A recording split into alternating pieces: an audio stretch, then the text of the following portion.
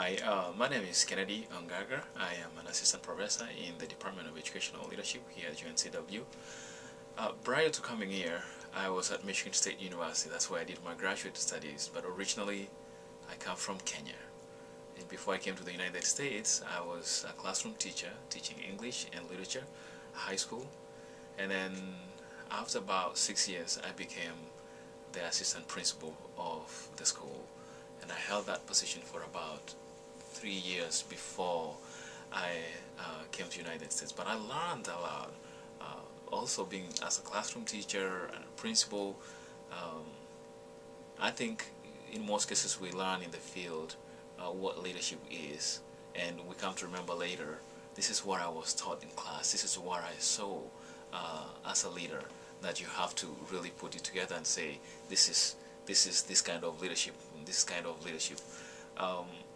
I think the question Dr. Carl is asking is what type of leadership or what kind of leader I was or I am.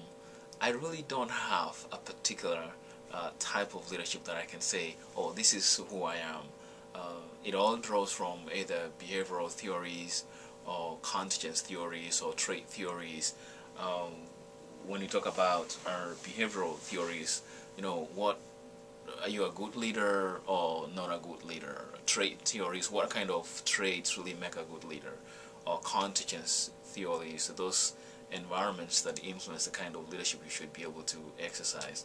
And that's where we come in with the democratic kind of leadership, the autocratic kind of leadership, or the laissez-faire kind of leadership. So in my experience in the field, it really depended on what situation I had in hand. That's what dictated what kind of leadership that I had to exercise at that particular time. But I can say that I am much more of a leader with the people and not over the people. I find it a little bit, you know, difficult to dictate. I always understand and know that everybody has got something to contribute. And so if you delegate, I delegate a lot. If you delegate and give them a sense of direction that this is what needs to be done, then they will do it. When they mess up, of course the buck stops at your door. As a leader, you have to be there all the time. You have to be visible as a leader. You have to show them, you have to demonstrate that this is what I want in order for them to do it.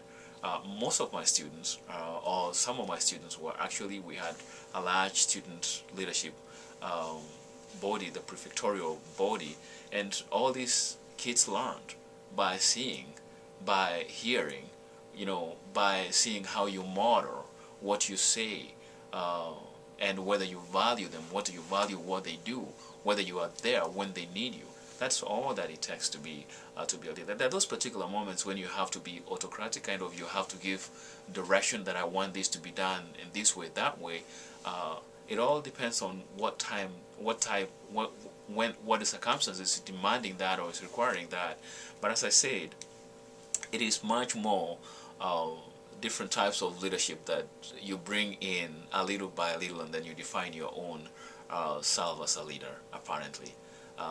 Is this circumstances with a parent who is livid with this particular situation, does it warrant me to open my mouth and answer back and also become livid, or it needs me to hold my tail and keep quiet and, you know, wait and be apologetic and then fall out later?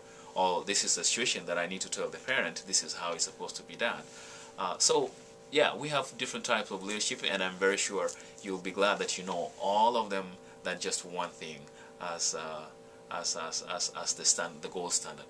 Otherwise, I wish you the very best, and I hope to probably have a chance to talk to you in class.